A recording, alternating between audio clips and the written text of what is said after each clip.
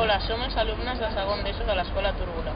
Seguidament us parlarem de la biodiversitat de la nostra ciutat. Aquesta biodiversitat la vam estudiar fent pràctiques al laboratori. També vam anar al Jardí Botànic per conèixer les diferents plantes del clima mediterrani, al curs 2009-2010. Al Jardí Botànic vam veure biodiversitats del clima mediterrani. També en el crèdit de síntesi vam anar a Sant Adrià i vam observar que s'han plantat arbres tipus del clima mediterrani, com els que vam observar a la classe de laboratori. Vam buscar els arbres, vam identificar-los, vam dir el seu nom i les seves característiques. La biodiversitat, o també dit com diversitat biològica, és la varietat de la vida. Podem estar en els dos medis, aquàtic o terrestre.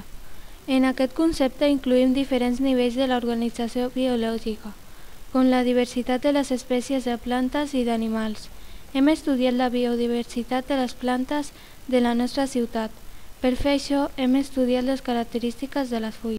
A la nostra llibreta van definir les diferents parts de les fulles. El limbe és la part laminada, té l'anvers al revers. Els nervis és la part per on circula la sang, la saba. El pecíol és la branca que sosté el limbe. La beina és la part eixamplada del pecíol. Van observar que les fulles les podien classificar en diferents criteris. Estem al laboratori fent les pràctiques de classificació de plantes. Comencem estudiant les seves característiques.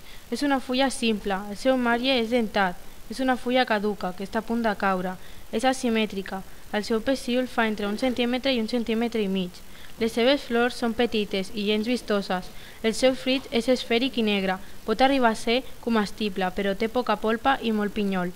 Després d'estudiar les seves característiques, mirem la clau dicotòmica i hem deduït que el seu nom científic és Celtis australis. El seu nom vulgar és, en català, lledoner i en castellà almet.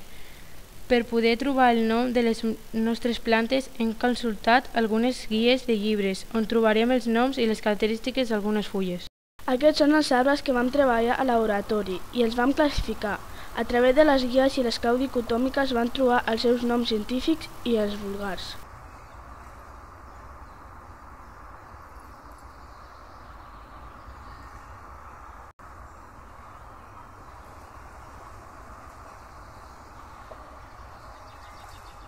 La nostra conclusió és que la biodiversitat urbana no és com la natural, l'ha fet la mà de l'home.